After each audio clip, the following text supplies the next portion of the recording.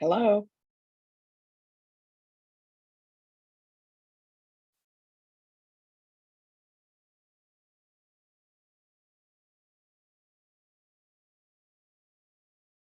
Hello.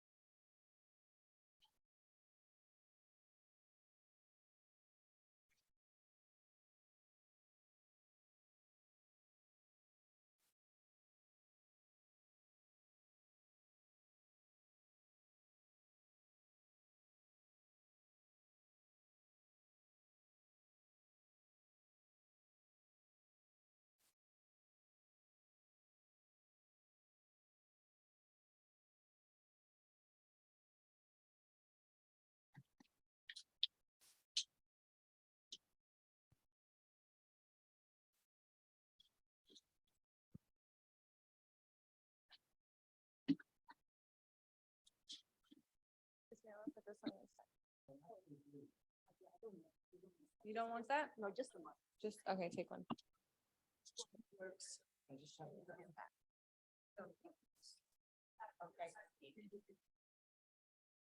And just as a heads up, don't press that button, okay? Leave the button alone. Otherwise we'll explode. So the green button, do not press that. Do not press it. Yes, yes, yeah. Don't touch it. Actually, we'll have to have that one. That one has to be there since we're a little, yeah. Just Ready? I can stand it. let's see if Nick. It wasn't our zone.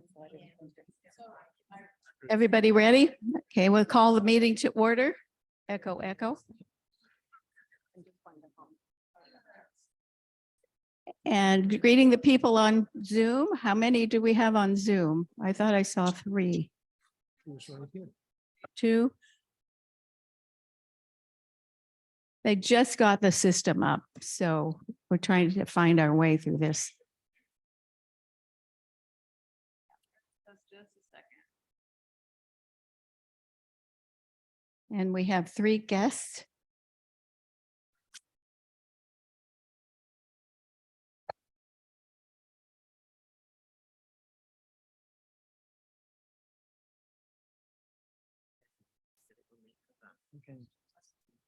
You all received copies of the minutes from last meeting.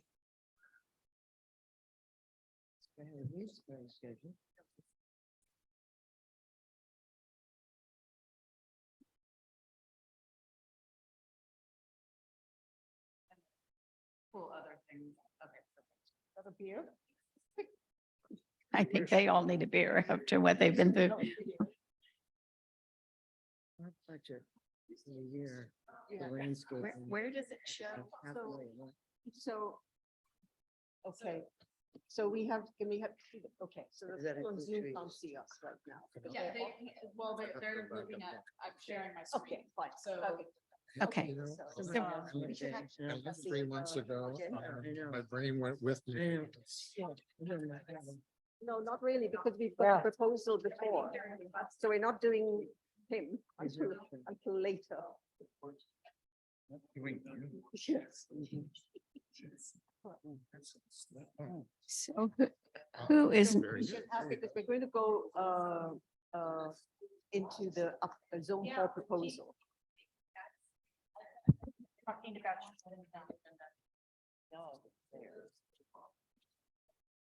Okay, forget about the agenda. We don't have the agenda. Yeah, everybody has a printed copy. Everybody has a copy of the agenda and who is, we've called the meeting to order and we're still trying to get the screen to work. Okay, who is not here? I think Jean is not here. Lisa Tafoya and Jolene's not here. I think that's it. Everyone else is here. Okay. Got that? Okay, the first thing up is the minutes from last meeting and you all received a copy of it. Any corrections, anything, anybody? Okay, does anybody want to approve it? Teresa moves to approve it. No, Teresa wasn't here. Thank you. Oh, I see. She read. Yeah, so. Present. So she, Okay. somebody else has. Okay, so somebody else has to. Kathy, do you want to approve the minutes? Yes. Okay, anybody want to second it? Don seconds it. Any discussion? Everybody approve? Abstain, the ones that are abstaining weren't here at the meeting. Yeah, so you too. Okay, everyone who was here, approve it? I'll say aye. Okay. Aye. No opposed. Okay, we're moving on. And homeowners? Does anyone want to speak to the group? Carol does? You, Yeah, just. I've noticed that near my house at 205 Dunbarton, there's an area that has been dug up and the big tractor was there. And the sidewalk between Commons and my patio is completely broken up. So I just wanted to let you know, because as part of Carson's work, now that sidewalk is completely broken up. And maybe that tractor is doing it to other places as well. So I assume that would be a Carson expense. 205, is it at 205? To 205 Dunbarton? So it goes to my back patio. Oscar, has anything been done there?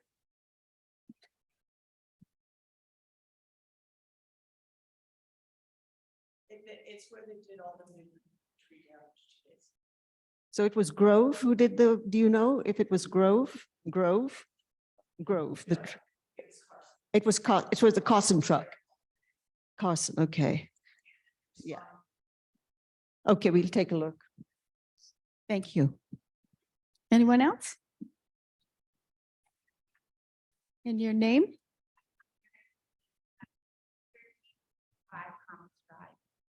Sure.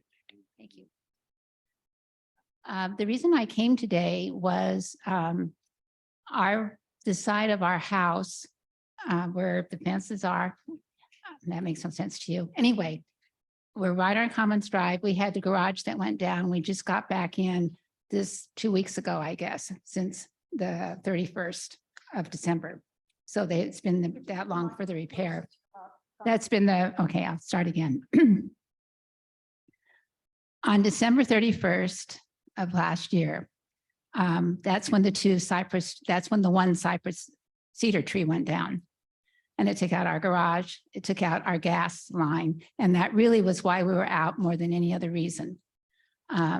We had no heat and we had no way to cook. And we just got back in about 2 weeks ago now. So it's been a good 6 months that we were out and renting.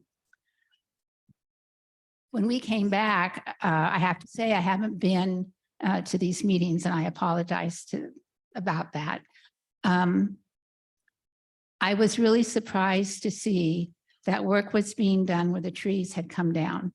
I had no idea that there were any plans for that. Back in December, I was under the impression that probably they would be the first areas to be taken care of and landscaped, but other things would be put on hold. I think that it's wonderful that it's being done. I'm not complaining at all. I was just wondering what the plans are. I don't know what the plans are for that area. Well, are we talking about the 17 stump remediation sites, right? That's, yeah. So this was discussed at the board level, I believe, a few months back. I'm not sure. Officially approved on May 3rd. And so the remediation work was, I believe, mentioned by Carson. I think it might have been in the minutes before, starting in middle of July, and it would be ending at middle of August, right? Correct. 23rd of August. So Are they going to be planting? yes, they're doing remediation. Say, They're going to be planting plants in the heat of summer when it's 100. 4 or 5 degrees. well, this is Carson, you can, So basically, we're working on demolition first. So we're not gonna be planting until probably 1st of August. Right, but First of all, 1st of August, you'll be doing the planting, remediation. They're doing some renovation right now, but then the planting will be done then. I'm just surprised, I'm just surprised that it would be done in August, September, because you know in Sacramento how hot it is. Yeah, we've done a lot of remediation work here. I mean, we've done the pilot projects, and that was exactly the same time as well, and also in Zone 7 as well. So, I mean, I'm kind of relying on Carson's expertise, so, yeah. And so maybe, Let's see. not bad, not. Hmm? How to navigate through that. I understand. I'm saying as a homeowner, plants, I will never. Yeah. Go ahead, Oscar. So basically, all the planners, you can plan any time of the year. That's basically been working out well. Some of the plant material is gonna be more susceptible to the sun or the heat. And that's why when we do any planting, we have to make sure that we have the right watering on it. And that will solve that problem. Correct. So we have several areas that is being shade, some other areas that are not so shady. So, but that's why the nurseries they pull them out of the shade so they can get climate on them. And if anything goes wrong with any of the plants, we're responsible, we will replace it. And that's for a year. Did you hear that? They have to guarantee it for a year. Okay.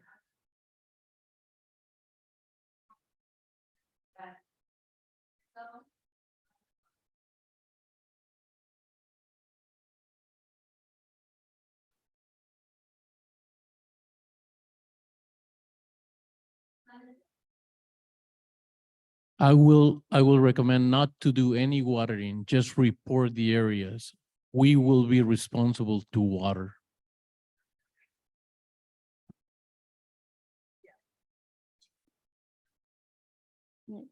And Marcy, you're just here to observe. Okay. We have a proposal. The next item on the agenda is a proposal for.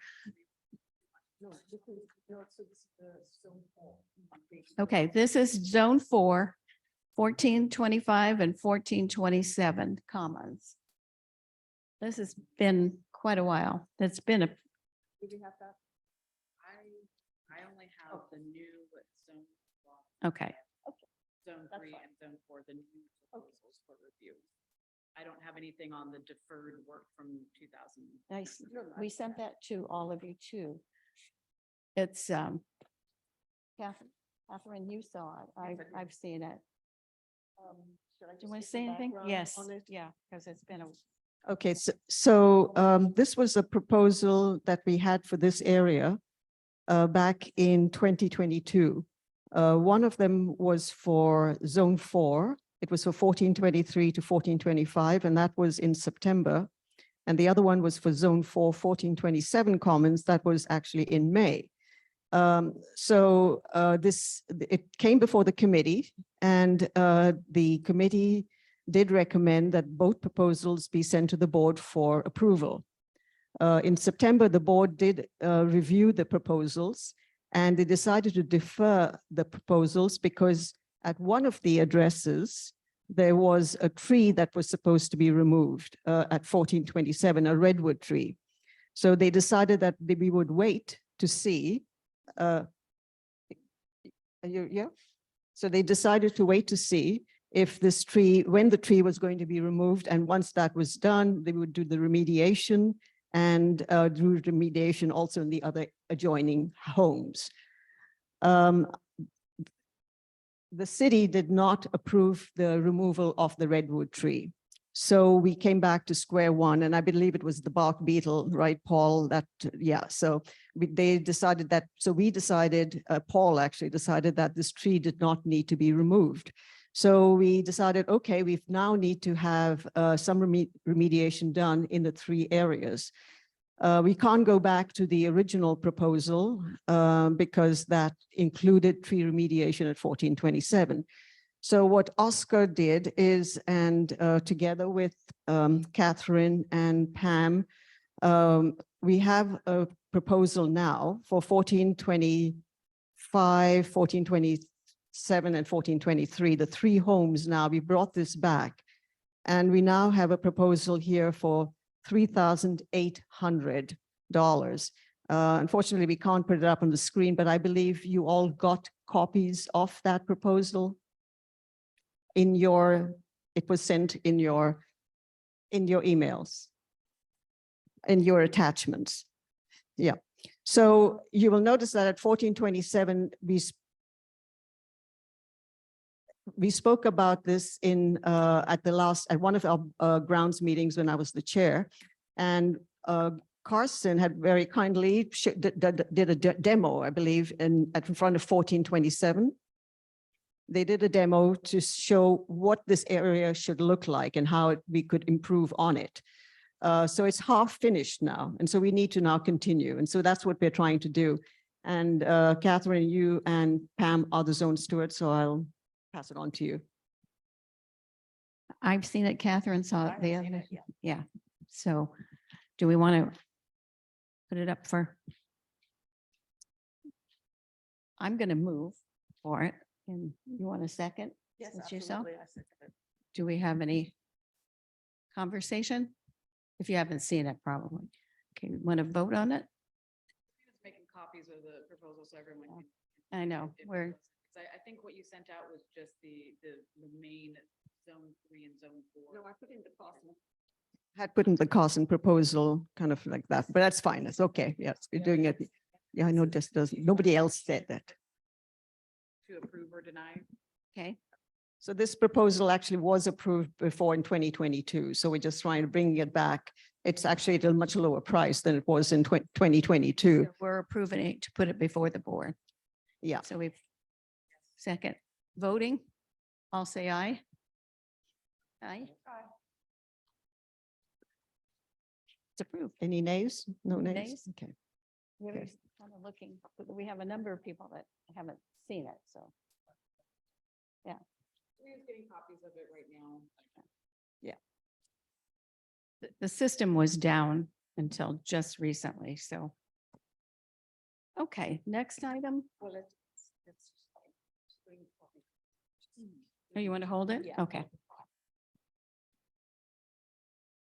Well, just wait.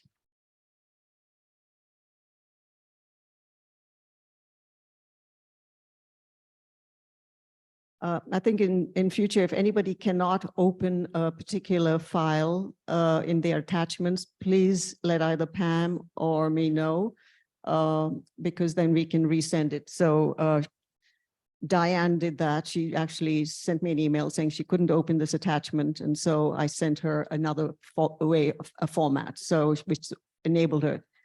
You did not have a problem. So you have that attachment. But. Correct. But you don't, you did see it, and yeah. Yeah. Okay. Yeah. Dawn hasn't got it, so.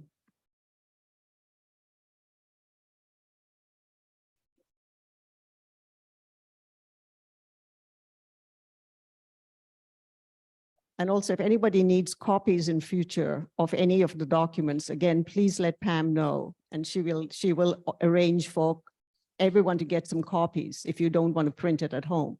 Just let us know. It's best if you print it from Yeah, home, but if you can't, just let everybody know. Let Pam know.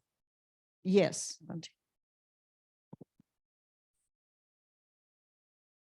I would love to print all the, Then all the let colored Pam or trees, let but me that's know. 33 pages. Yes.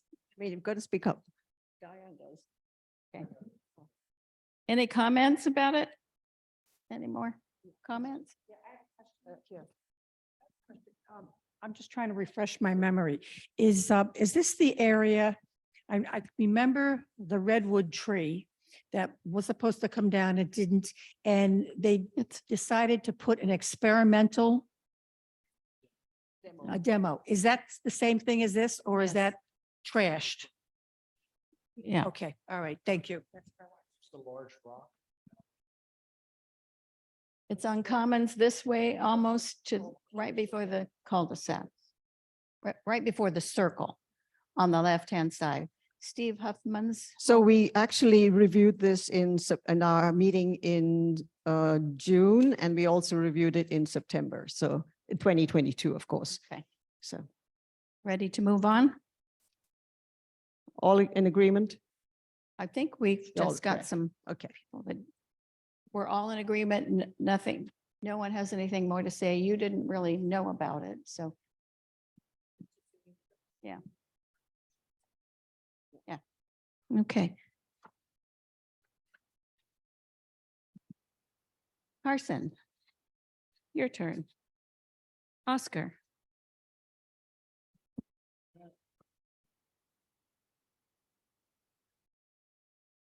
So July, INF spray is gonna get done on the last week of July. And also the deep watering is gonna be on the last week of July. No, the deep watering The first one. or the INF, insect and fungus spray. And about watering, we still have 4 days of watering with one start time. On the irrigation evaluation, we are working on zone 6 and 7, so it's in progress. Zone 1, 2, 3, 4, and 5, they've been done. We start from zone 1, 2, 3, 4, 5, and 6 and 7. We start the rotation again on the pruning. And as you know, we already started the 17 stump renovation project. That's what I have right now. Thank you. Paul? Any questions? Anybody want to ask Oscar anything? Okay. Oscar, I have a question about the renovation on Swarthmore, where that big tree came down. I noticed that the grass, everything was kind of gotten rid of in front of a couple of residences. I assumed that they were going to just put sod down where that came down, but it's really gone further. Is there going to be plantings there? Yeah, that section, we're gonna do a nice tree in the middle of that, and we're gonna do some sod, and close by the homes, we're gonna do some plantings. Okay, one more question. One more. One more question. On Vanderbilt, the tree that came down Vanderbilt and Commons, the roof is still not fixed, but I'm just referencing so where you know where it is. When I went by it, spray is on the bushes, white spray. Does that mean those are coming out? Correct. Okay, thank you.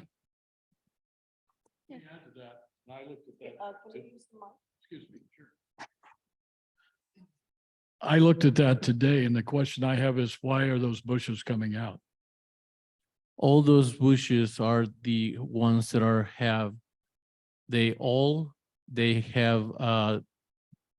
they have the overgrowth on them. So basically, we try to get rid of all the overgrowing or the frost growing shrubs. Because on that particular section, we're gonna get rid of all that rock that is there close to those homes. And it just root invades it on that. So basically, anything that we put in there, it will not grow if we don't remove all those roots out of that area. Okay, and that is not on drip currently, or will be, or, One section is on drip on Netafim, and the other one with the ivy is not. okay. Everything will be turned into a drip system. Closer to the homes, You'll put in drip if you put in more. new plants and drip. Right. Okay. Yeah, and harping on the same area, or you said there's going to be a tree, and is there grass all around that tree, or are you going to put various shrubs? On Do you have a Southmore plan? 2273, yes. Pardon me? On Swarthmore. Southmore Yeah. 2273, yes. Grass. Grass, a yes. tree, and plants. The shrubs are along the perimeter, and then the whole area is going to be grass with the trees. Do I understand that to be your plan? Correct. Okay, great. Okay. Any more? Go ahead. Yeah. John. Oscar, on that wonderful corridor between the 1 and the 200 series on Zone 6, Elmhurst, where there's a great canopy. You've tried to fix that up as much as you can, I'm sure. But is there anything else we can do in there to help that area? I know there's some hedges that need to come out that I'm sure are on the schedule. But if you look at 101, 104, on the west side, facing 104, so you're facing north, west side on the left, it looks fairly good. Some remediation has been done there. But on the right side of 104, it's looking a little bit in need. Is there anything, are you familiar, can you remember that area? I believe so. That's where we did some black humus on that one section. So that's not on the 17 areas where the stumps are. No, I'm not talking about, there are no stumps in there. Correct. So that's something else that we just need to look into it and talk when we do the walk. So is there do we have a plan, or can we put that on the back burner? Or can we do something with that area to help it out somewhat? Is it really? When we do the worst zone walk, we can just talk about it and decide it in there what we can do. We looked at that. Yeah. You're talking about the one under the shady trees that Yes, yes. drop all the balls down there. We looked at that, and I've been thinking about that. It's been a problem for as long as Kathy knows. 40 years. Yeah, it's just, and what it is, it's just roots under that ground, and nothing wants to grow, and it's all shade. So we're looking at trying to That think, one particular area, not in front of the right side of 104. There are some spots in there that could be improved in. I understand. you're talking about the south side of it or the, On facing 104, the left side of the property looks taken care of. Across the Looks street better. from Christina's. Some remediation has been done. The right side or the east side, this is the back side, not the front door. I mean, at the front door, not the back side, not the alleyway. And it needs, something could be done there. Something additional to what's been done. Yeah, we looked at that area. I think if there's anything further, it would have to come up at the next zone walk. You'll have to point it out, and exactly, that's where we would discuss it, at the zone walk. Okay, fine. okay. I guess we have to share. Still. I just want to say thank you. There was a triple leak in the Netafin on Swarthmore, and I reported it. I wrote it like at 9:30 at night. The next morning, the guys were there at 9:30 in the morning fixing it. And I just want to thank you for doing such a very nice, fast job. Thank you. Okay, Paul, it's your turn. I have this, Zone 3? Okay.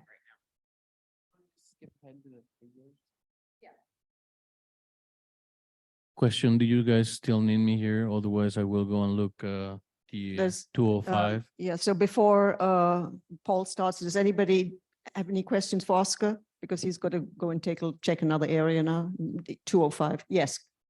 If you can find a mic, please, that would help. Okay, so at 1333, where I called in the other night late because there was a 8-foot tall water sprout. And someone came in the middle of the night, a few hours after I called the emergency line and turned the water off. But there's been no sign of any digging in that area to repair that leak.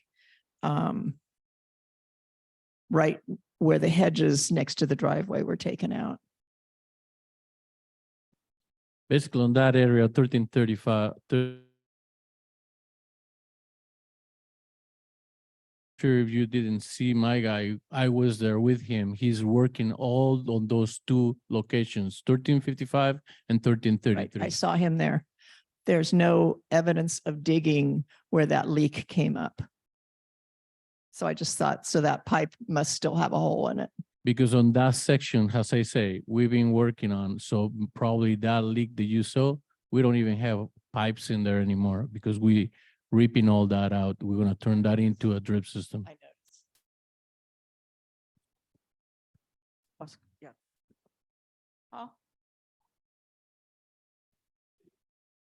Okay.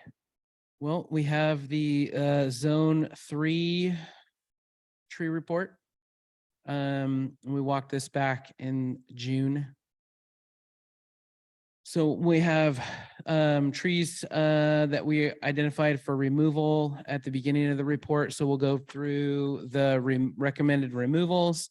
This is quite a tree heavy zone. And we identified a number of trees for pruning in this zone. So a lot of what we're Can you just identifying. one second, because we're having, can we have this conversation outside or, yeah, thank you. Yeah, thanks. Please go ahead. We couldn't hear because there was a conversation going on separately. Okay. Yes, yeah. So Pam and Jolene, myself, Christina, we all walked this zone back in June. I know this is a long awaited report. So we're gonna do 2 of these back to back. So bear with me because there's quite a few trees that we looked at on these walks. Again, during these zone walks, we are looking for trees that have or are showing signs that would lead to a recommendation for removal and or looking at tree conditions in the canopy that would require a more aggressive pruning as like reducing canopy size, reducing canopy weight. So those are the kind of the main factors that we look at when we're doing these tree walks. Again, we put the removals to this zone at the beginning of the report. So our first tree that we're going to be taking a look at is a white birch. And this is in the landscape area near 303 Dunbarton Circle. There is a large wound at the base of this tree near the bottom of the tree, right near the turf area. There is a large patch of bark that is no longer there. The inner wood is exposed and there are fungal growth that we did observe during the walk at the base of this tree. So also in the canopy, there are some signs of decline. So with that, we're feeling that there's likely some root decay going on at the base of this tree. So that is the basis of the recommendation to remove the tree. Yeah, a little bit of a closer up there. So right there, that kind of whitish area, grayish area between as the bark comes down right before the root flare, that's all exposed wood. So that's all decaying wood at the base of the tree. There's a small cluster of mushrooms there in that area as well. So we feel this is a good candidate for removal. The next tree on our list, so this is a cedar tree. Its number is 809. It's on the Howe Avenue berm behind 605 Dunbarton. This tree was a neighbor of a tree that fell during the storms in January, leaving this tree exposed. Due to the neighboring tree shading out a good portion of this tree's canopy and altering the way that this tree grows, there is little to no growth on one side of the tree, leaving a very unbalanced canopy. And it's unlikely that any growth is going to come on that side of the tree, just based on the age of the tree, the type of tree that it is. So with that being said, and the tree standing alone, what I look for in these cases is other signs of ground disturbance around this tree. We had a large root plate come out of that ground right near this tree. So the likelihood of this tree's root system being compromised is pretty high. So what also we're looking at is, can we prune this tree in a way that would help sustain it? Well, with all the growth being on one side of the tree, if we decide to reduce that, we are severely impacting this tree's ability to photosynthesize and feed itself. And we're really not achieving much of a balancing act on this tree's canopy. So we're not taking any sort of weight or anything that would help to hold it straight up and down in the ground there. So, and being that it stands alone, there's no additional protection anymore. It's lost its partner that was helping buffer wind loads through that area. This tree's now open to taking on new dynamic wind loads that it wasn't used to in the past. So it's changed the growing condition of this tree. And I believe this tree would be a risk of failure in another storm event like the one we had. So this is the reason I'm recommending this tree for removal. Paul, Yes. do either of these two trees, the last two that you've recommended, do they require city approval? This tree will Removal, remove, yeah. Yeah. All the trees that we're looking at right now in the beginning of this report, going forward in any of the reports that we present, we're going to do all the removals up front. So we're going to talk about the tree removals at the very beginning of the report, because those are the trees that we feel are the highest priority right now. And then we'll work into the pruning as we go through the report. But do they require city approval to remove? So this tree will require city approval. The birch tree will not. So any tree that's on Nepenthe that measures 24 inches or greater, any tree that's 24 inches or greater requires us to permit that through the city. So we may recommend a tree for removal, but as long as it's over 24 inches, we still have to present that to the city for their review. So this tree will get put on a removal permit and presented to the city for the city's arborist to come out and look over my recommendations and review the tree and either agree with my assessment or maybe they have a different opinion on there. So that's kind of how that process takes place. So we have another birch. This tree had took some severe damage. A cedar from the berm fell, took half this tree out during that failure. There's a large wound on the trunk. You can see in the picture here. That's a very significant wound into the wood of the tree. So again, structurally, this tree is compromised and needs to be removed. What's that address? Oh, I'm sorry. Yes, this birch is located behind 709 Dunbarton.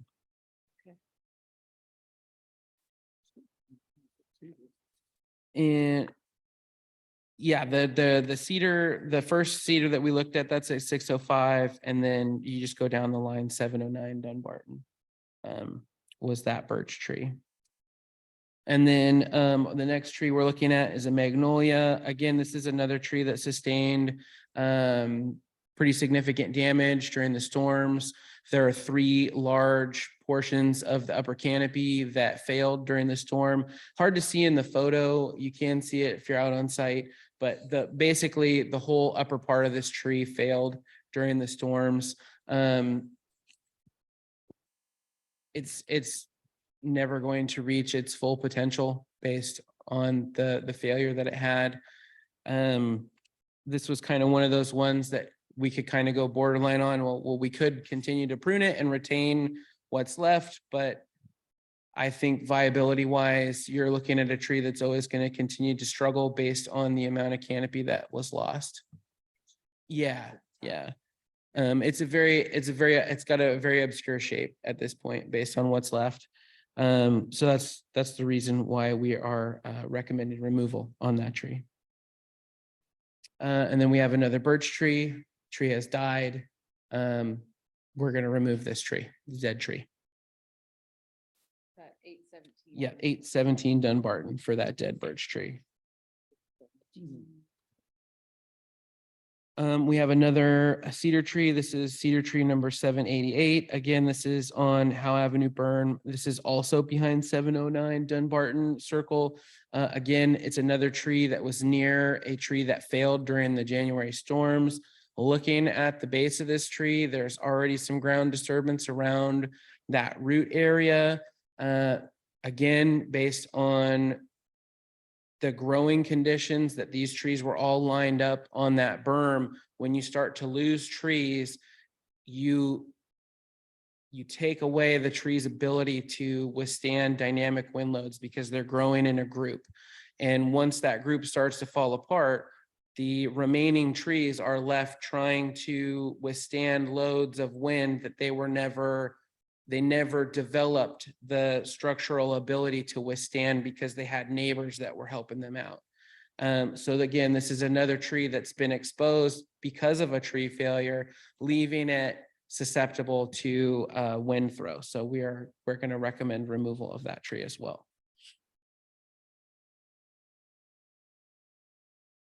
Yeah, and so signs of disturbance around the root system, what I look for is I look for a lot of different rings, a lot of different cracking around the root plate of trees as we're out there walking. I'm also listening as I'm taking steps. I stomp around a lot. If I can hear hollow sounds underneath the ground, that's usually an indicator that there's a void between the soil. So the soil separated, so you can kind of hear it. It sounds a little bit like a drum as you're stepping out there. So these are things that all things that I look for when I'm identifying trees for that have root disturbance.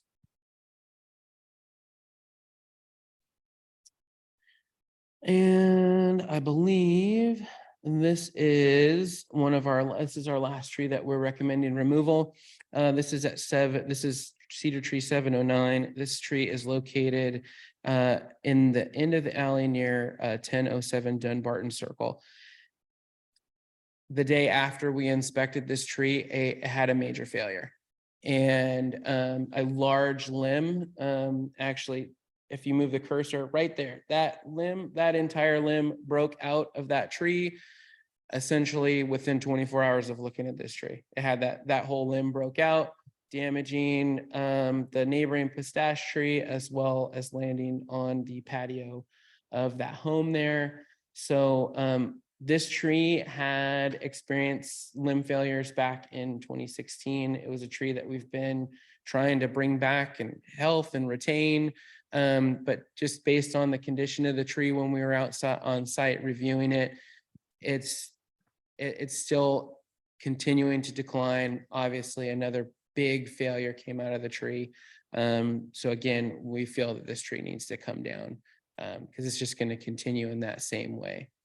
So this is another tree that we will have to permit through the city based on the size of the tree.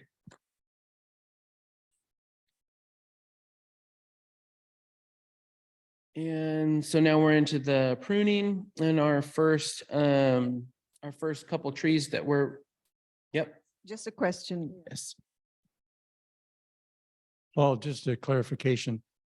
How many trees have we identified for removal and stump grinding? For this zone, Yes. Did I miss something or did we, I see 7 here. 7 trees. 3 cedars, 3 birches, and 1 magnolia. While we're still asking a question, it seems we have 7 removals, but it looks like 3 city, we would need 3 city.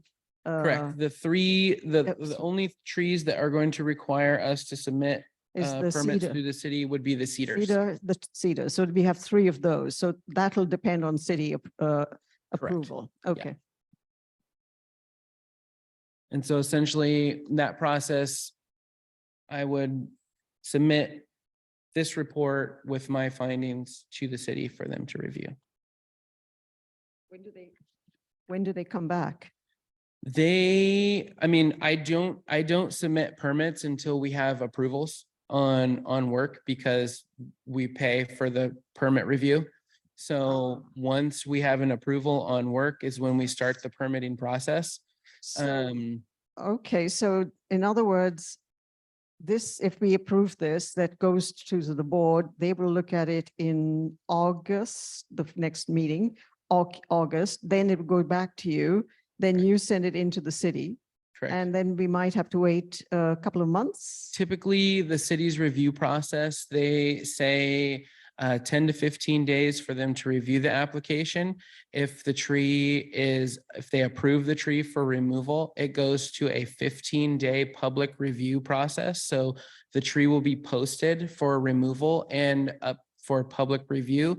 That means anybody that lives in Sacramento city limits can have a say on whether or not they want this tree removed and can debate whether or not they want the tree removed, but it has to go through a public posting period. So just from expenses point of view, we've approved zones 1 and 2 already. Has work started on those 2? Correct. The permitting has started on those. But so we haven't done any work on those. Work has not started on those. So we're already coming to the end of the year pretty much. Correct. So in reality, what do you think? Because this is something which we need to know on the In- board level. So Yeah, reality wise, we are blocking off entire crew schedules going into the end of the year to accommodate Nepenthe work because we know that there is a gap between when work is approved and when we can actually get it in hand based on permitting Right. and those constraints. So there is a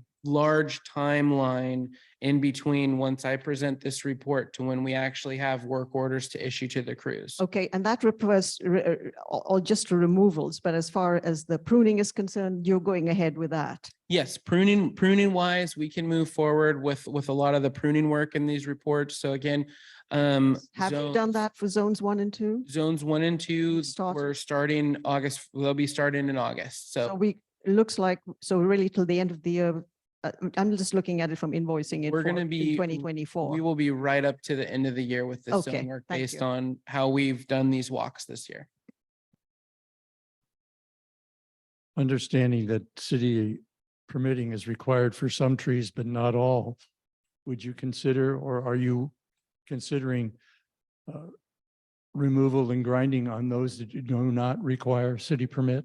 Yeah, if we have Right approval, ahead with those? yeah, any tree that meets the criteria, that doesn't meet the city's criteria for permitting, for the permitting process, we'll start with those. Yeah.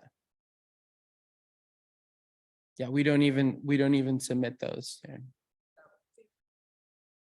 Yeah, so pruning. So we have a couple liquid ambers here. This is in the side of 1395 Commons Drive. We're looking to do some reduction work through the canopy to reduce the weight, overall canopy weight.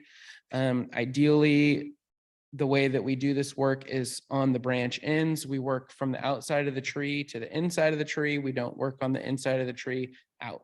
We want to work on the branch ends. That's where all the weight is. So typically when we're looking to do reduction work, we're looking to make cuts on the branch ends. So throughout the canopy, we're going to go all the way up to the top of this tree and work our way down. And we're looking to make cuts at the very end, probably at the end on this liquid amber. We'll probably be reducing the branch ends by 3 to 4 feet throughout the whole canopy, making cuts on the wood, no larger than 2 inches on some of that wood. So it can heal over the wounds, but we're substantially reducing weight throughout these trees to prevent limb failure. For those who are new, the purpose is for the wind to be able to move through the tree better Correct. and correct the weight of the tree, so it's less likely to go down. Yes, yes. All pruning helps is to reduce the likelihood of limb failure. It doesn't eliminate all limb failure, but it helps to reduce the likelihood of limb failure. So that's the idea with the weight reduction pruning, is to take some of the end weight off, reduce that branch length that's out there that's getting to reach and get all the wind load, and reducing it in, consolidating that canopy to allow the wind to move around the tree and buffer around the tree, and not push these limbs so that they're moving all around, which leads to branch failure. And so we have a couple of cedar trees. Again, we're really looking at cedar trees based off of the storm this last year. The cedar trees are a much harder wood. They don't have the elasticity that, say, the elms or the liquid ambers or the tulips have in the wood. They're much harder wood. The wood cells are a lot denser, so they don't have as much mobility, and when it comes to being able to move in the wind. So the way that we look to reduce weight on these guys is, again, we're working at the very branch ends, reducing the branch ends, bringing them in, 2 to 3 feet from those branch ends, and consolidating that canopy and pulling that leverage out of the end of the branches to help reduce wind sail and gravity weight on the ends of those branches. And again, we have another cedar. This tree is located 109 Dunbarton. Again, we're going to be reducing branch end weight throughout the canopy. So we have this locust. This is tree number 906. It's in front of 1359 Commons. It has a really long extended branch that goes over the roof of the home. This is a tree that we prune for clearance annually. There's very limited options to reduce the weight on this branch other than bringing it way, way back. And pruning the very end of it, I don't believe is substantial enough to reduce the amount of weight that's on this limb, just because this whole limb is just wood, essentially. So even if we were to take just a little bit out of it, that doesn't help to reduce the overall load that's on this limb. So I'm going to recommend removing this limb either just before the trunk, or maybe just some growth just outside the roof line.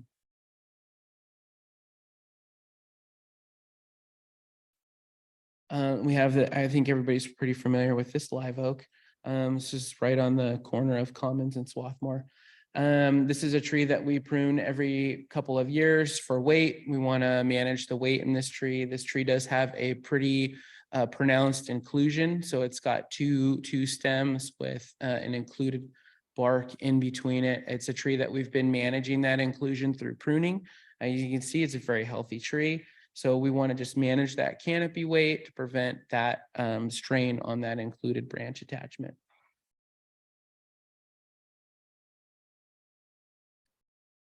And then we have this Chinese elm, elm again, right there on the corner of Swarthmore and Commons. Just another really healthy, heavy tree. We pruned this tree actually last year. We really thinned it out, really did some structural work on it. It responded really well from that pruning. So we want to come back in and again, reduce some of the length of this. You can see how heavy it is. It's a big umbrella. So we want to make sure that it doesn't lose any of this structure that we're working to develop here. So we're going to take some of that weight out of it and allow it to continue to grow and develop a bit more.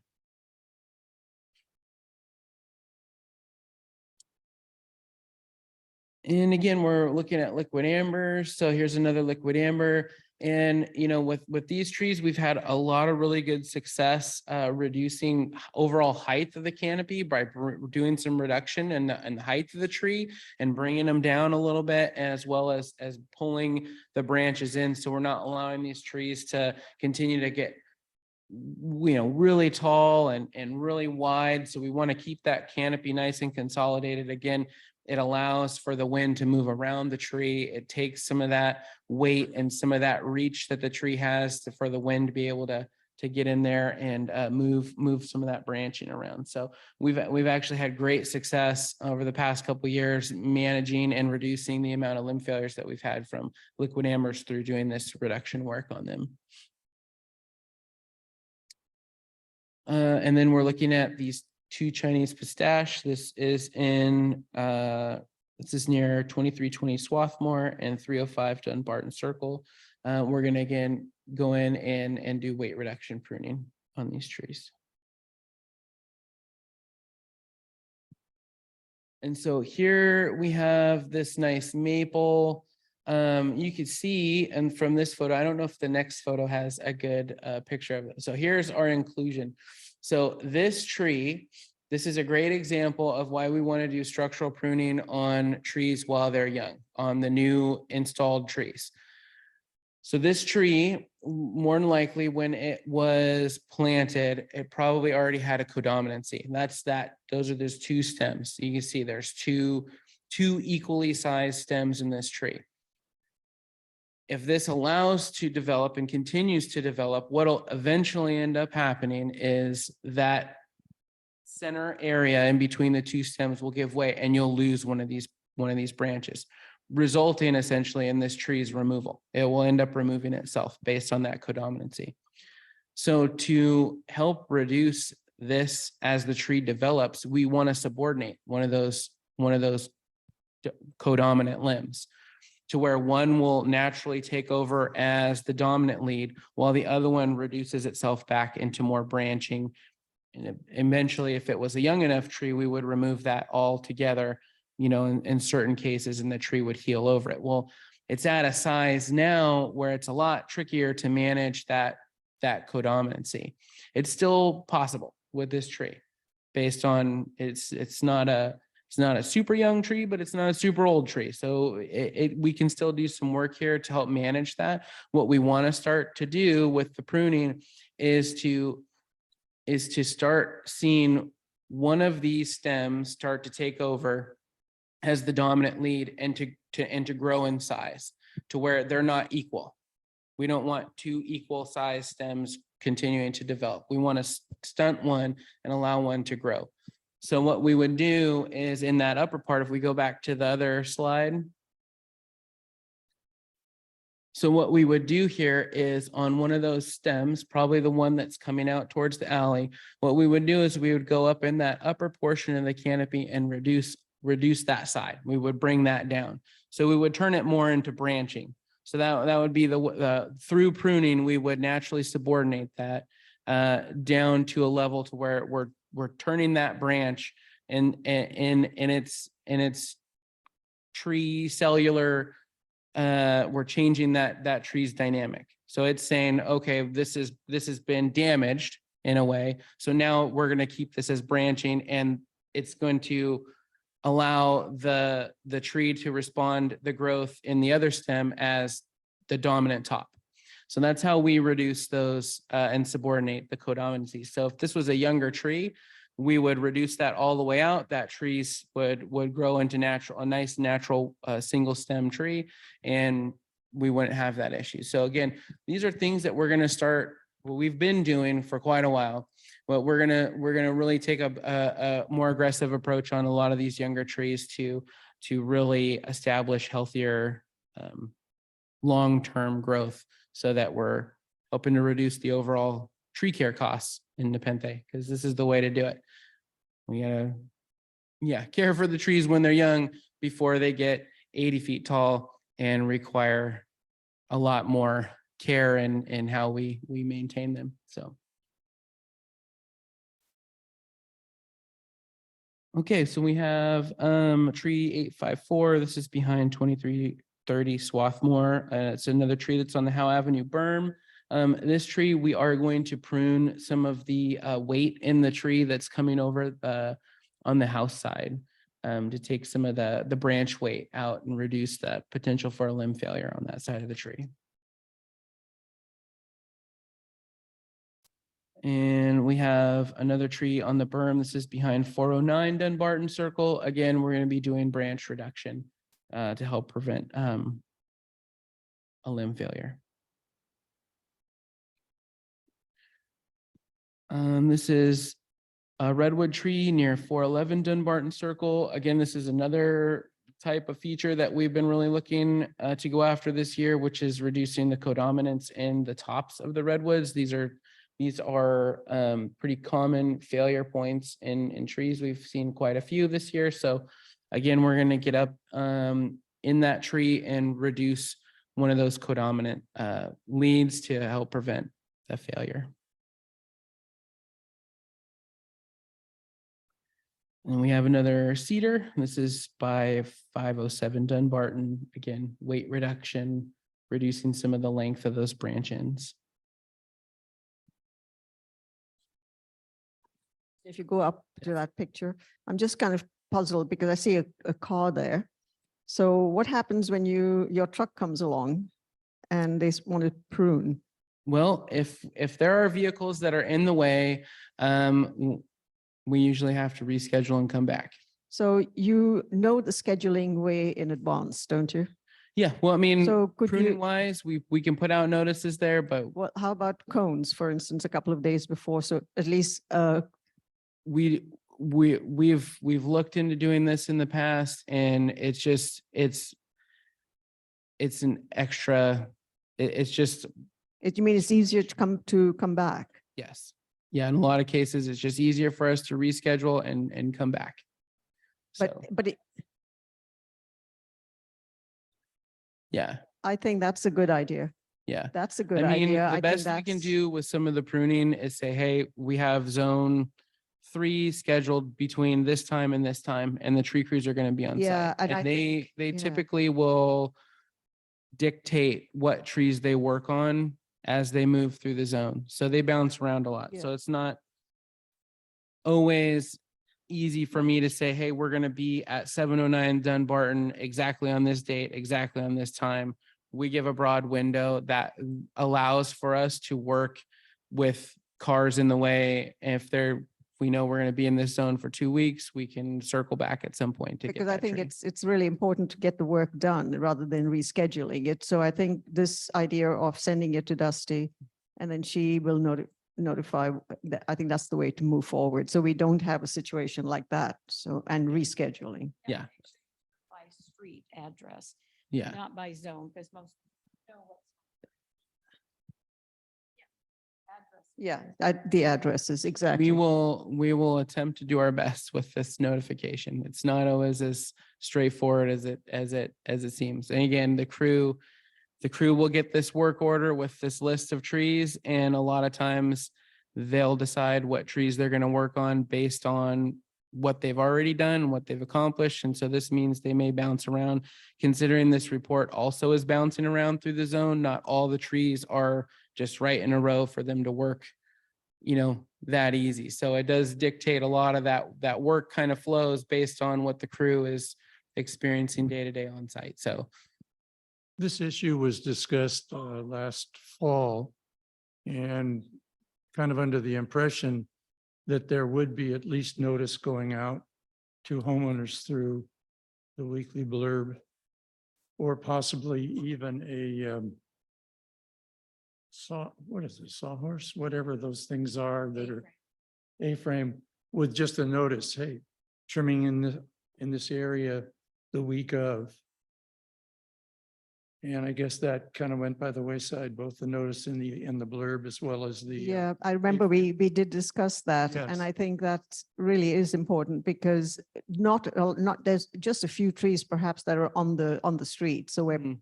cars park. Yeah. And I do think it would help. I mean, just in a few instances where we could have that. And I do remember us talking about it and discussing it at the meetings last year. It certainly can't hurt. Teresa,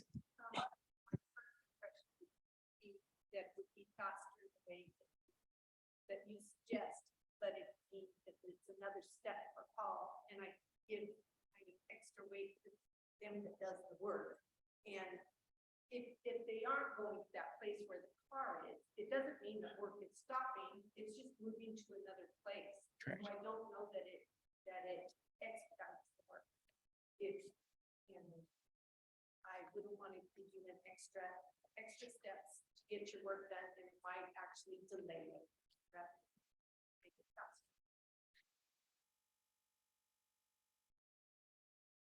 Overall, communication would be good. Yeah, we'll I could take a look at. Yeah. Yeah. just communication, please. Mhm. Okay, That what they're saying. okay. Did you have a question? No, this is not right now, Carol, Okay. sorry. Will we have another? Yeah, we do have. Carry on. Okay. I think we already looked at this one. And it's gonna be pretty redundant as we keep going. Again, we're looking at reducing canopy and taking some of this weight out of these branch ends. So again, we have another cedar tree. This is 603 Dunbarton Circle. You don't have to have permission to do that. No.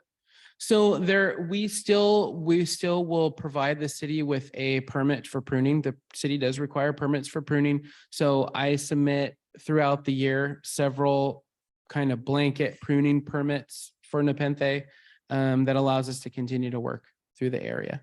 So they require less information for pruning than they do for a tree's removal. So they're very understanding as to why we're pruning, and we are a company that has worked through their city's process. So we are a vendor that they trust in how we manage and care for trees. So again, we have another liquid amber that we're looking to do some height and weight reduction.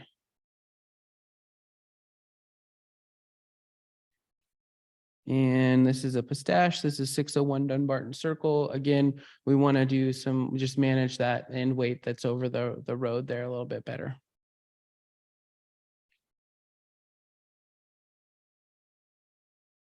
And so in this area, we have 4 tulip trees, and this is the area along University Avenue near 905 through 1007 Dunbarton Circle. These tulip trees have real heavy canopies. This is a really interesting limb. If you're out in the area, it's very narrow, very thin at the collar attachment point, and then it just extends probably 40 or 50 feet. It's just a really large limb. So we want to manage that weight on the end of this branch just based on the unusual development on this branch. I don't want to take the branch off if we don't have to. We want to avoid putting large wounds on trees if we don't have to. So. And there's the upper part. You can see that branch, how wide it is down there at the bottom, but it's really wide on this angle, but it's really narrow and thin. It's a really interesting branch, the way it's developed, but you can see all the canopy weight there at the end of that limb. So we want to reduce that. And then here's the picture of the remaining trees, the other tulips that are out here. So again, we want to do some weight reduction on these trees. This is an ash. This is near 1007 Dunbarton. And this particular limb looks to be declining. It's a really large limb. The rest of the canopy looks pretty healthy. These ash trees we've actually been reducing over the years, bringing their overall height down. We call this process retrenchment. in nature, as these trees would age and decline, they would kind of decline in place. What happens is the tree is no longer has a root system to sustain the size canopy. So it'll start naturally declining to a point where the tree can sustain it. So it's not to say that the tree is in such bad health that we would have to remove it. We can actually retain, we can see where the tree is able to healthily maintain that canopy in the area where it's again, it doesn't have the ability to sustain that large of a canopy anymore. So we're going to reduce it back to what it can sustain without having to remove the tree. So we would remove that branch, and pull it back into that live growth. And this is at 1013 Dunbarton. This is a nice healthy red oak, fairly young tree. Again, we want to do some pruning throughout the canopy, help maintain good structural development. And I believe this is our last tree in this report. This is a large codominant, and this is in the alleyway between 1109 and 1111 Dunbarton. The tree has multiple codominants, so we're going to do some reduction to reduce the hazard of a codominant top coming out of these trees. So, and that wraps up zone 3. That was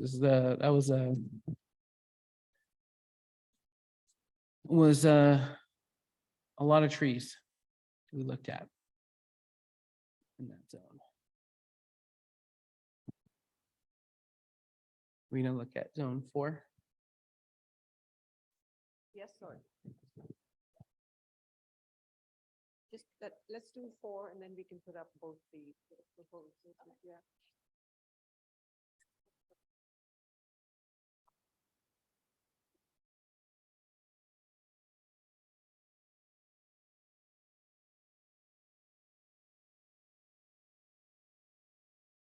Was a very long walk. Zone 3 was a very long walk. That's a really heavy zone with the berm just being an area that based on how many failures we had in that area in January, that's an area of concern that we want to make sure that we are addressing, because it is so tree heavy along that area. And obviously it offers some protection and privacy from Howe Avenue to the folks that live on that side. So maintaining and preserving trees along that area is, pretty important. So a lot to look at. Okay, yeah, so we'll start with the zone 4 removals. The first tree that we have is a Zelkova. This is out in front of 308 Dunbarton Circle. This tree has a number of issues. The main issue is the decay at the base of this tree. The decay has continued to show signs that it is further progressing at the base of this tree. We've done some work to try to help manage the many included branches, but just viability wise, this tree is never going to be able to reach its full potential with the issues that it has. So we're recommending removal. Our next tree is near 500 Dunbarton. This is a locust tree. It's kind of wedged in between two other healthier trees. There's really not much left to this tree. There's a really large dead limb that we removed out of this tree last year. Again, what you see is what that tree is canopy wise. So there's really not much to it. There is a area of from an old wound right in between the two stems where there's some exposed wood. So we're recommending this tree for removal. You can see that area there where there was a wound at one point that never quite healed over, and it's right there, right, allowing that decay to take place right between those those two stems on that tree. So then we have this hackberry. This is at 1008 Dunbarton Circle. So this tree has multiple inclusions and all of the canopy weight is over the house based on larger trees in the area that have pushed this tree's growth out over the unit there. There's really very limited pruning options on this tree that I see to help mitigate the inclusions that we have between the branches. If we go down to the next slide. So here's one of these inclusions. You can see it runs basically from the root system all the way up to the main attachment point. And then another feature that we're looking at is where the root flare. So there's a lack of a root flare on one side of the tree where you can see a pronounced root flare on the other side of the tree. Typically, when we see that, that's a sign that there was a encircling root that has continued to pinch and cut off that side of the tree's root system, where it's kind of pinched in right there at the base. That's what I look for in that. So, and all the weight of the tree leans to that side. So there's not a lot of root stability that's holding on this side of the tree. So again, it's caused quite a bit of damage to the hardscape in that area, as well as some drainage issues. There's some signs in those attachment points that there's quite a bit of buildup in there with other plant material growing out of that inclusion point. So I'm recommending this tree for removal, and this would be based on the size of the tree, a tree that the city would review. So again, you can see here in that cavity right at the attachment point, you have some other plant material growing in there, which means there's some good soil buildup from natural decay inside that cavity that's allowing plants to grow and thrive inside the tree.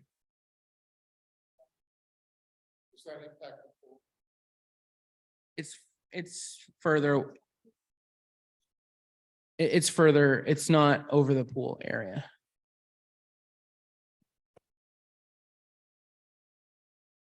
We have the cedar here. This is at 706 Dunbarton. So this tree is an interesting tree. It's actually in between the alley and the sidewalk in a very small planter area. So, you know, based on what we've seen this past year with cedar trees and failures, this tree doesn't have a great rooting area.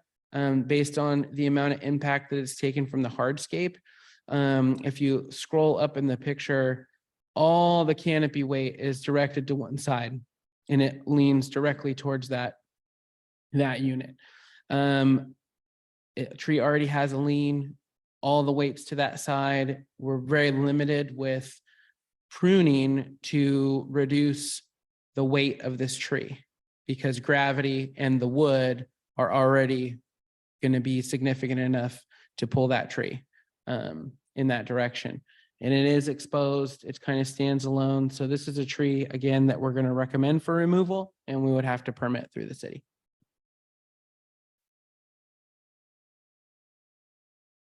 And that was it for the removal. So we're looking at the pruning in zone 4, starting out with some codominants.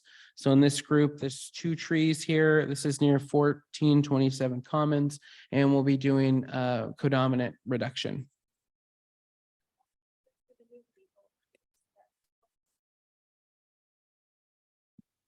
Just for the new people on Zoom, Hello, hello, hello. what's the problem with the codominant? So in redwood trees, so a lot of trees have failure patterns and are prone to failure. Typically, we see in redwood trees, they are more likely to fail, either have a limb failure or a failure from what we call a codominant top, is where we have the top of the tree that has split off into 2 tops. And these codominants are not strongly attached to the tree because they're 2 competing stems. So they want to push each other apart, and they're not in between those two trunks is a seam that's not connected. So there's no connectivity between those two trunks. So what happens is they're way up there in the wind and they start moving around and one ends up peeling out because it's very soft wood. So it's a very common failure in redwood trees. So we're looking to reduce what we know is a failure type in these trees by reducing that one of those codominants. New person question here. Do you prioritize this work in terms of if imminent danger possibly to a house like the last one you showed us, it's hanging right over the home? Do you prioritize it for yourself or when you give the applications to the city? So for as far as like for the removals priority, I mean, we're already considering a tree that we want to recommend removal as a high priority. So and obviously we're going to give all the information that we're giving Nepenthe, the reason why we're recommending that tree for removal, to the city.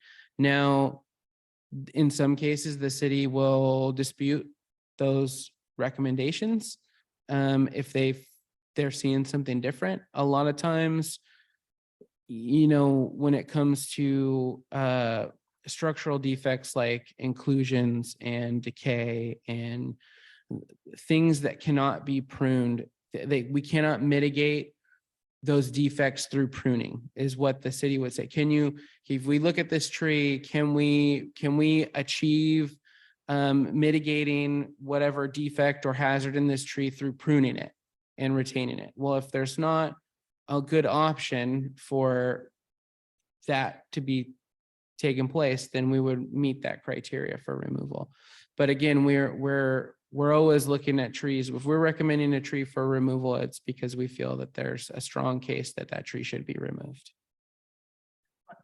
And then as far as the work and through pruning, we have started a process where we are identifying and prioritizing pruning work based on what I look at as more high priority, which would be over a home, over a high traffic area. And then that would be a higher priority. And then a lower priority would be, you know, is this tree kind of in the green space that if it failed, it's not going to cause significant damage to the property. Okay. So again, we're going to be doing some codominant reduction. And this will be a common theme: cedar trees, end weight reduction on the branches to reduce those really long branches and bring them in. And these are at 1405 and 1403 commons. And we have another cedar tree. I think this is the same picture, same trees. Different angle.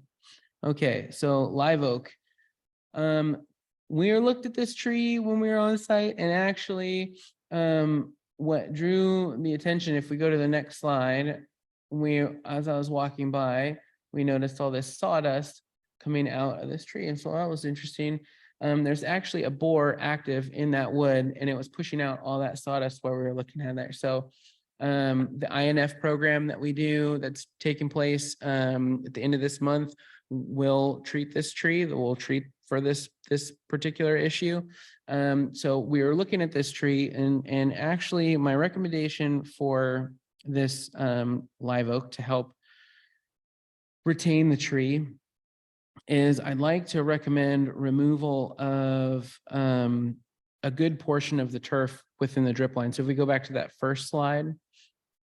So I'd like to have the turf underneath this tree removed from the drip line of the tree. This live oak is considered a native, and California native oak trees do not like landscape watering. They don't need it, and it actually is a detriment to the tree. Yeah, and it was wet. I mean, it was wet. Around the oak trees, if you continue to have all this moisture, we're going to invite root decay on these old oak trees. So the best way to reduce that potential for root decay is to remove the excess water from this area. And The turf underneath this tree isn't exactly performing the best because it's a nice big tree that's providing a lot of shade. So I am always a proponent of preserving the trees. So I'd say my recommendation would be to remove the turf around this tree to give it some more longevity on the site. So I will be talking with Oscar about that. Again, cedar trees, weight reduction. This is 100 Dunbarton Circle, the 2 trees pictured. Again, we're going to be doing some canopy reduction. Yeah, and so this tree actually failed onto the cabana at the pool. You can see where the tree broke during the storm. What we want to do at this point is to clean up that break and to reduce that down and allow the tree to heal over in a more uniform pattern and help reduce the potential for that decay to work down into the tree. So we would actually remove that top portion of the tree down to some healthier green growth to help facilitate a better healing over that wound. So we'd be removing that broken portion on this tree. We have this tulip tree, and this is at 212 Dunbarton Circle. We're going to be, again, canopy weight reduction. And we have another redwood. This is 304 Dunbarton. Again, another codominant that we're going to remove out of the top of that tree.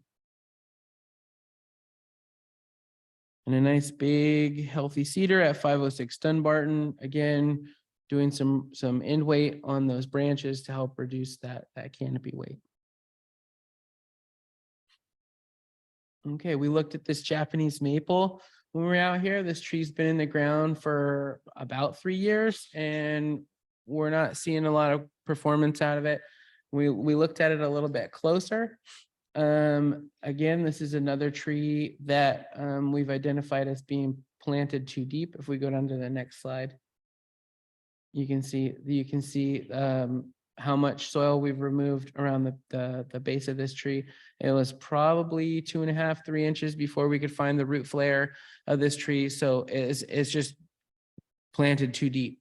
So either the hole was too big at the time of installation and the tree settled, and then soil over time will build up around the base of the tree, or it was just installed too deep. But this point on trees is very vital to the flow of nutrients and oxygen throughout the canopy, from the canopy to the roots. Everything flows right through this trunk collar area. So if soil builds up around it, it kind of constricts that, and it'll slowly pinch off that flow of nutrients from root to canopy to root. So what ends up happening is you have a tree that never performs. It just doesn't grow anymore because it can't establish that proper flow. So we want to be able to see the flare, which is typically we want to see that first kind of knuckling of those roots going into the ground. That's what we want to see on our trees. We don't want to just see them go into the ground like a telephone pole. So we want to see that root flare. This spot isn't in a slope. It's actually right in the middle of the area. I think this tree needs to get replaced or out. Removed. Yes. Planning to remove this. Yeah. So, okay, so this is really supposed to be. Yeah, it should have been in the front of the report, but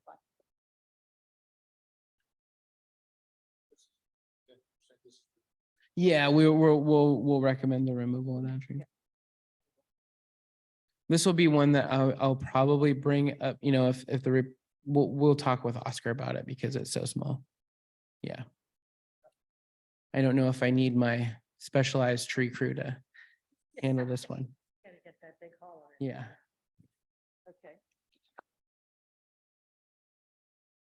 So our next tree, we should have a couple of cedars.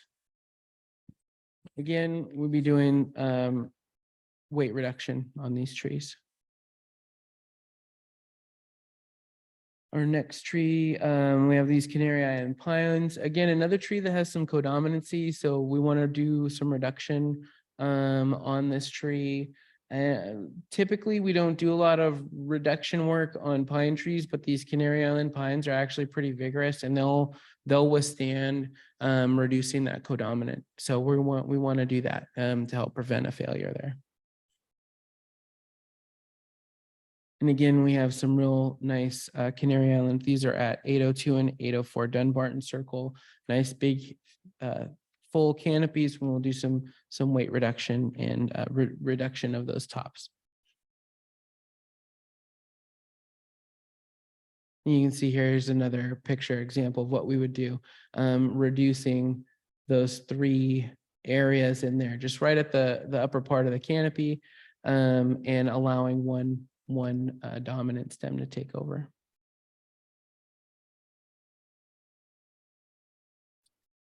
And we have 3 trees at this location. This is outside of 810 Dunbarton Circle. Again, we'll be doing some reduction work on the cedars. And another cedar at 506 Dunbarton, again, reducing the weight in that canopy. And you see this tree has an inclusion between the 2 stems. So again, we want to make sure that we're pruning to maintain weight to help take the pressure off that attachment. Just because trees have an inclusion doesn't mean we always have to remove them. We you know, in cases where we find the tree seems healthy and it's viable, and again, that tree's in an area where even if we had a failure there, the failure wouldn't result in property damage to one of the homes. So I feel it's a tree that you could prune and retain. This is outside of 1106 Dunbarton. It's a very large ash tree.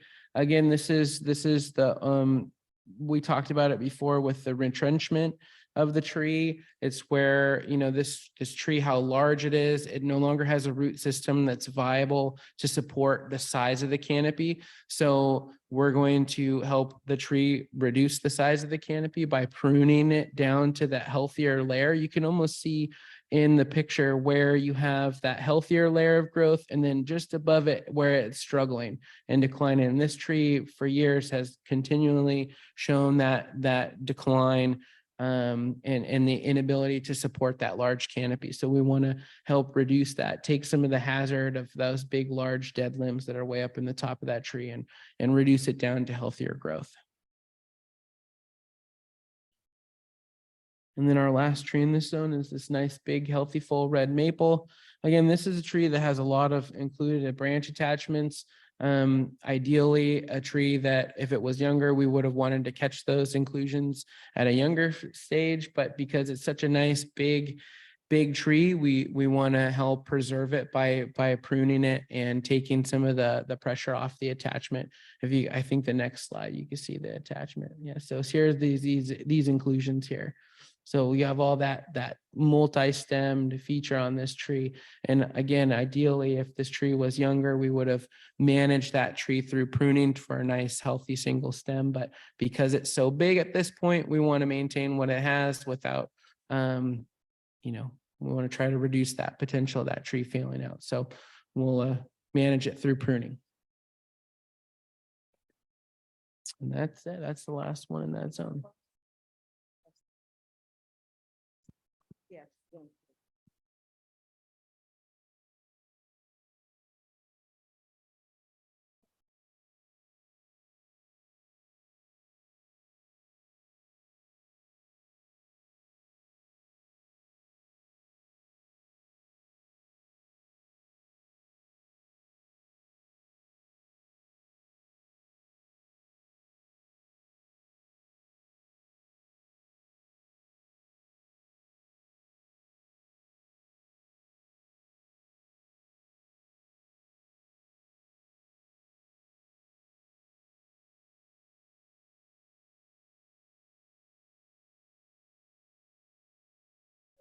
Yes. So we should be on.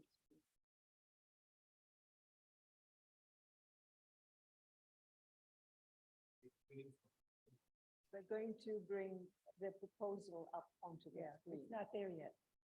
So we're having to look at the proposal for zones 3 and 4.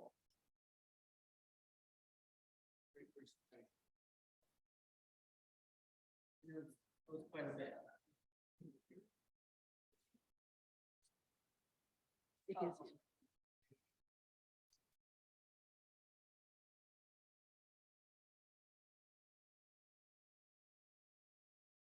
no, they don't come onto the proposal because they report, we have to report and then you have to suppose.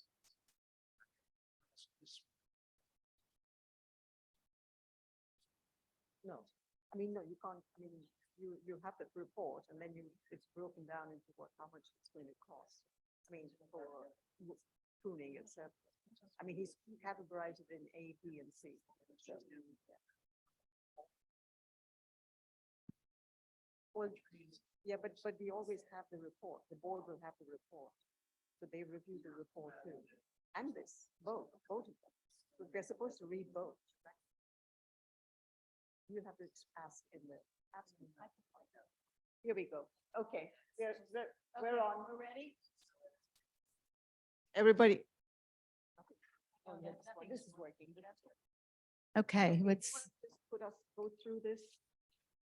Yeah, so we've split up the proposal based on removals and stump grinding. So this is zone 3. Here's our cost for the trees that we've recommended for removal. Breaking down the man hours that it will take to do the removals, the stump grinding hours, the greenwood waste fee that we're estimating, our permitting fee, and then the total for the removals. So this is our removal cost for zone 3. And then we've been asked to prioritize, again, going back to the priorities. So in looking at the priority levels, I broke it into 3 groups, A, B, and C, with A being high priority trees, which are trees that we feel are high priority to be addressed through the pruning that we're recommending. We're looking at that priority level. I mean, in various ways, that's what the tree's showing, where the tree's located in relation to homes and high value kind of target areas. B being kind of that moderate area where based on what we're seeing in the tree and where that tree is located, and C being a low priority in terms of where the tree maybe is located in relation to like a home. So Can we scroll down? So we got priority for A is 16A, 16,400, and B 16, okay, and C. And that's low priority, okay. And then the total for the whole package is 56,000 dirham. okay, does someone, excuse me, someone like to make a motion? Okay. Anyone second it? I second it, Diane. Okay. Any discussion? All in favor? Oh, Don? So your recommendation to approve it, you're approving the zone, the A, B, and C? All 3? I know they are, but the 56,000 encompasses A, B, and C. If I'm not, is that correct? So that's what your motion is, to approve all 3? Okay, thank you.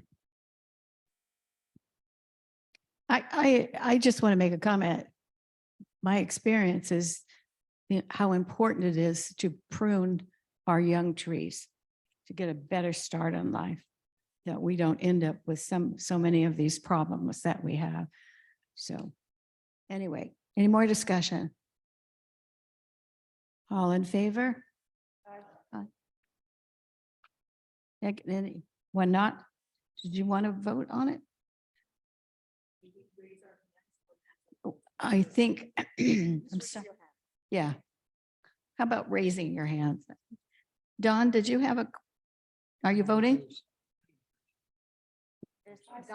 Diane made a second. Okay. Did you, all in favor? Anybody opposed? Okay, done. Reminder that this is the committee's recommendation for approval to the board. The board still has to review it and give their final say, but this is the committee's time to kind of give the board their input so that the board can make informed decisions. You know, as we're doing the treatment. So we thank you for your time and review. I think that needs to be everyone here knows that. We work for the board.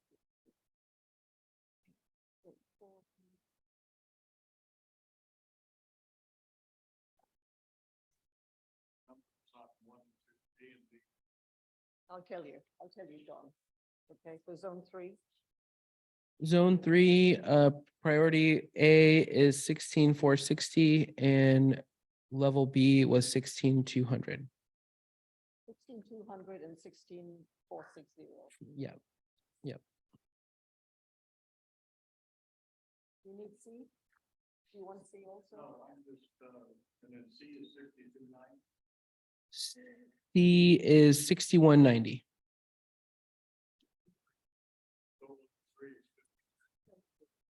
Correct.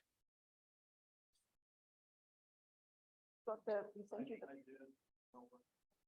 All right, so let's just do zone 4. Can you do the zone 4? Let's do the 4. Okay, zone 4.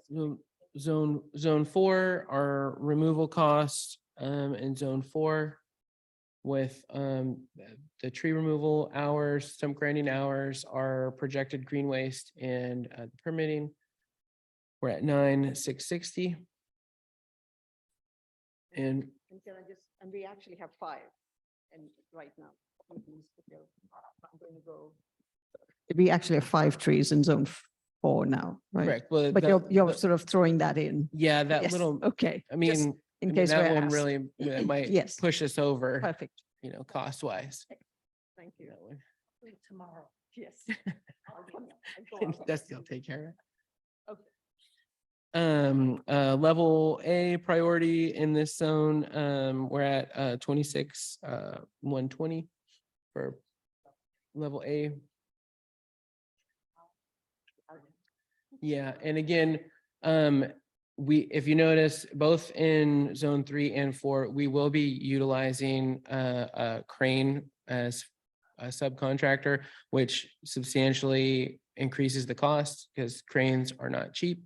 They will help us in the reduction of the codominance on the redwood trees. If anybody was wondering how the heck do you get somebody way up in the top of those redwood trees? Well, we use a crane and they ride the crane all the way to the top. And we use the crane to help safely bring that to the ground. So we're not just letting a big piece of that tree fly down to the ground. So that's how we do that safely. But so again, we will be utilizing a crane for some of this work in this level A. And some of these costs that we see, with these redwood codominant reductions, this is a one-time job. The codominance, once it's mitigated, that's it for that kind of pruning. So I know, when we're looking at like, whoa, this, tree care, we have so many trees and when does it end? Well, you're not always going to be doing this level of work on a tree year after year after year, because the trees, they a lot of times they don't need it. They need a good thorough cleanup or mitigation of the issue that they're facing, or it's something that would be work that's done every couple of years, every 2 to 3 years. Some of the cedar trees don't grow that fast. So, doing this. Yeah, we had quite a wet year. So the trees are showing that, that vigor in the growth, which is a good thing, which means we do have healthy trees that want to grow and push out new growth, which is a good thing. But that also means that they can be pruned in a way to help manage some of that weight in the canopy. Okay. Are we, here we go. Here's one. Okay. So for some background,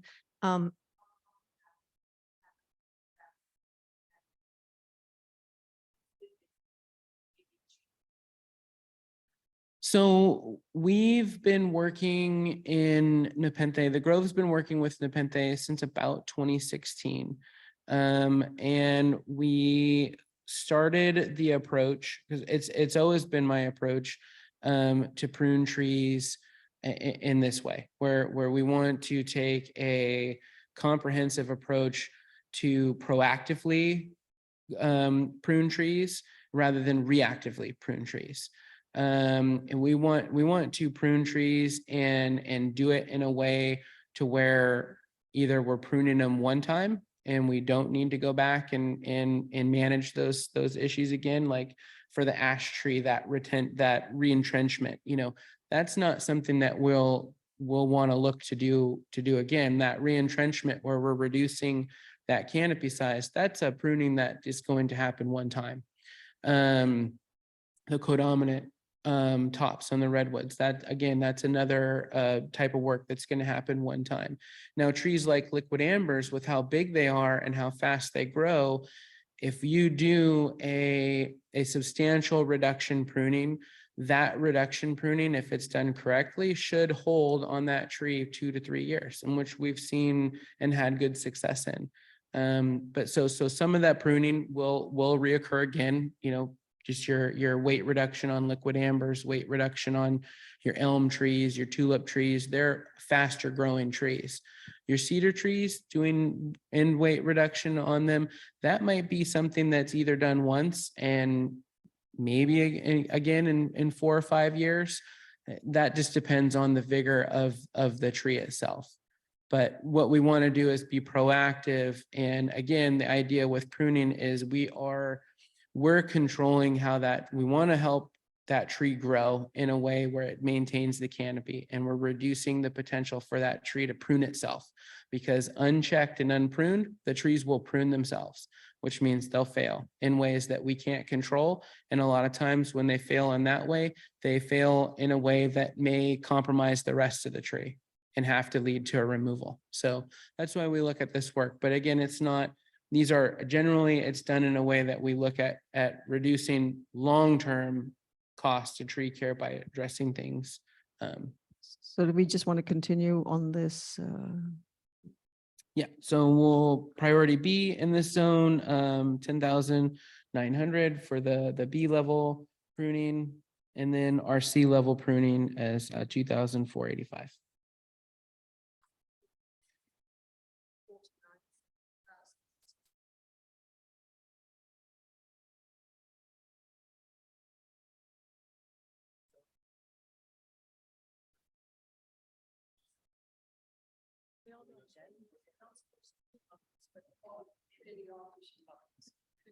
The green light should be on.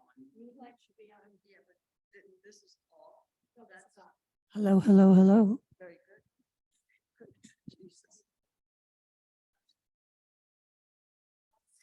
Sorry, I touched the button. Oh, yeah. My question's really to Don. Would you rather that we approve these by A, B, and C, or would do them all at one time? Very good. Just had a misunderstanding. Okay. My own mind, some of the numbers, but on track. Okay, very good. Thank you. Anyone make a motion? Can you please use the microphones?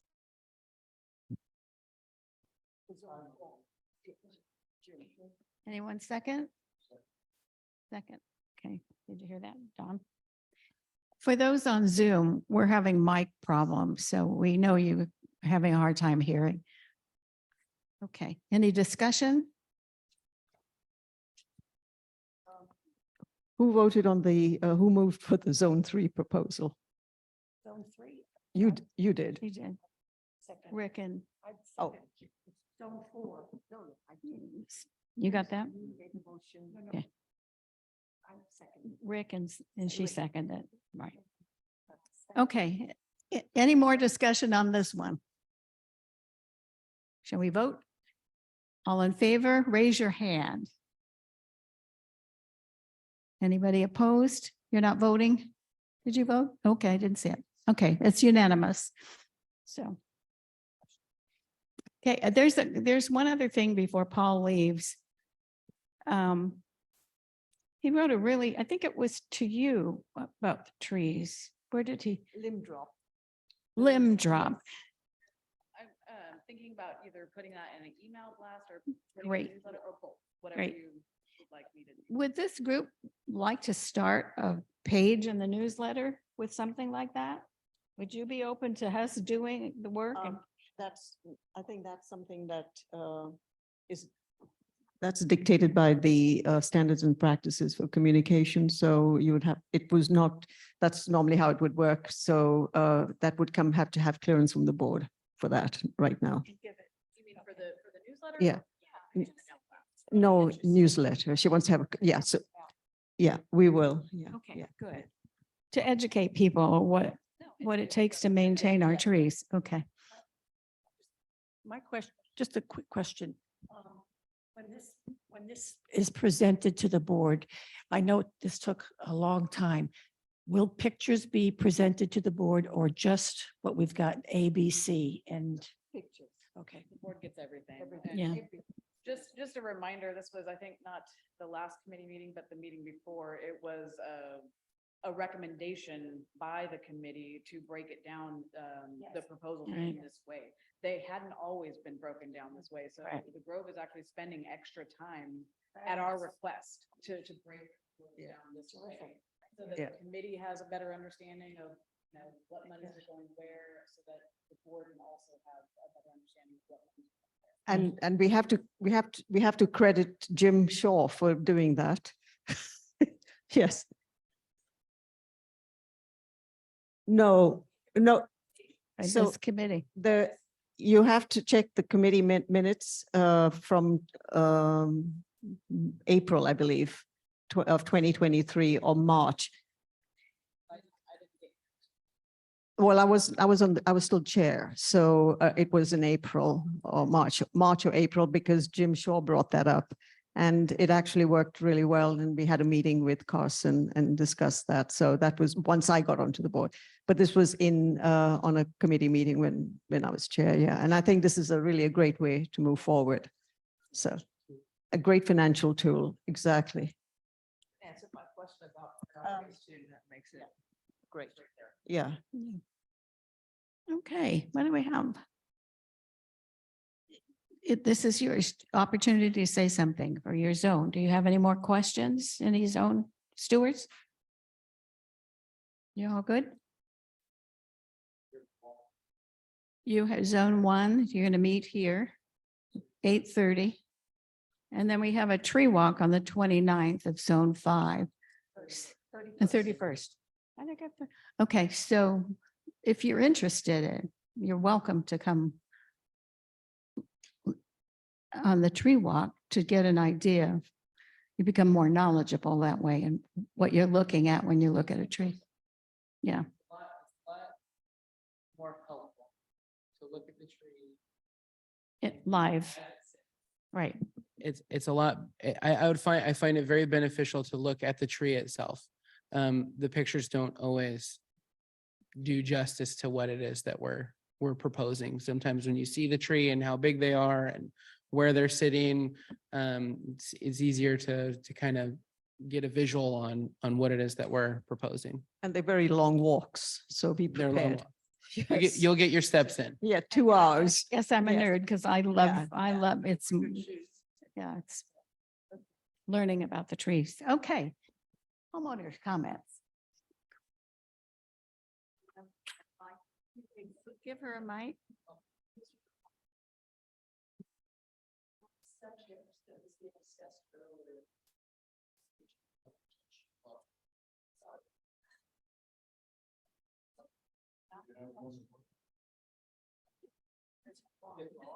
There's one. Here's a green line.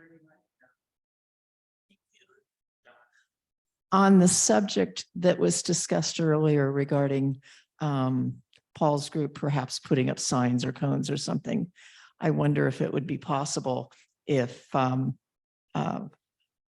the office doesn't have Marcus fully subscribed, if he could put out the frames that week. And there would be no difficulty for Grove. And I don't think Marcus is fully subscribed.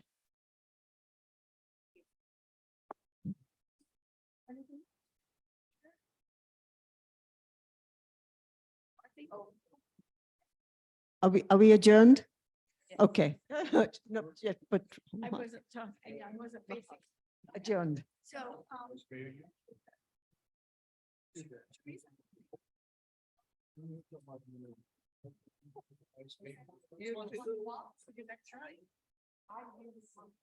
now, a couple days ago, I set my games back out and I'm only good for like 5 days.